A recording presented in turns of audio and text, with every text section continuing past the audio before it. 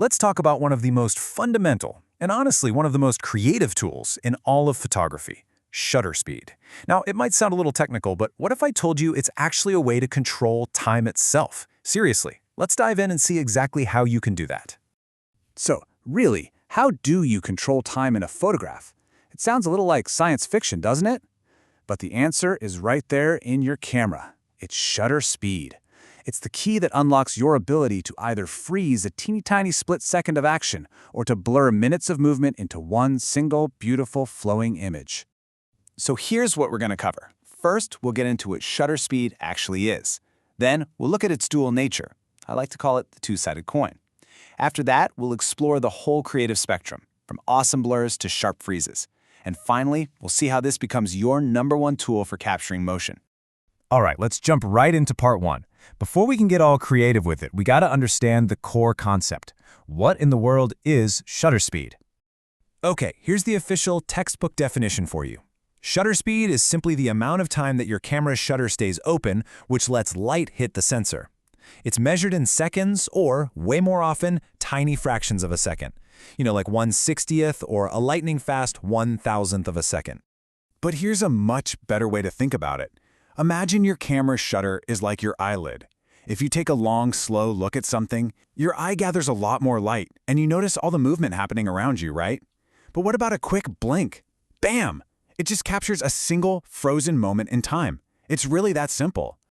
Okay, so now we know the what, let's get into the how. Because every single time you adjust your shutter speed, you are making a super important trade-off. It really is like a two-sided coin. On one side, you've got light, and on the other side, you've got motion. And there's the catch. You can't change one without affecting the other.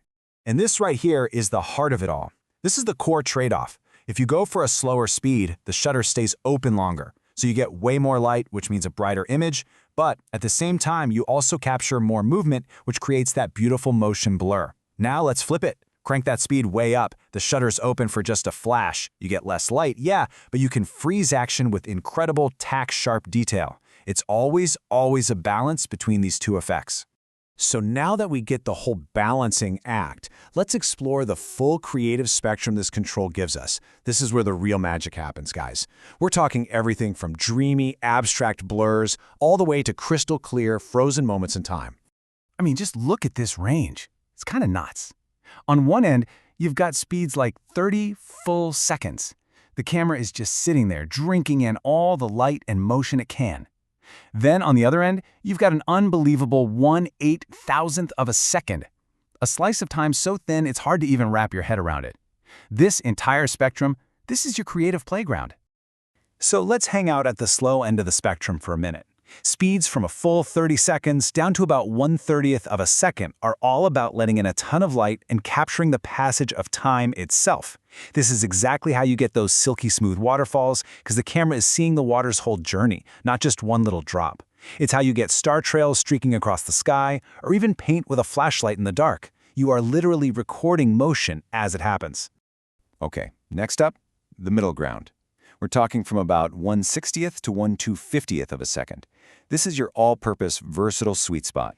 It's fast enough to get rid of unwanted blur from, say, people walking or talking, but it's still slow enough to let in plenty of light for a nice, well-exposed shot. You can think of this as the just right Goldilocks range, which is probably why your camera's auto mode loves to hang out here. And finally, let's hit the fast lane. At 1/500th of a second and faster, you basically gain a superpower. The ability to stop time cold. This is how you freeze a hummingbird's wings mid-flight. It's how you capture the insane impact of a baseball on a bat, or see the perfect, tiny crown shape of a single water droplet. But remember that trade-off, right? These crazy fast speeds need a lot of light, so you're gonna need a bright, sunny day or a wide-open aperture to really make them sing. Okay, so let's bring this all home. It's time to stop thinking of shutter speed as just some technical setting on a dial, and start seeing it for what it truly is.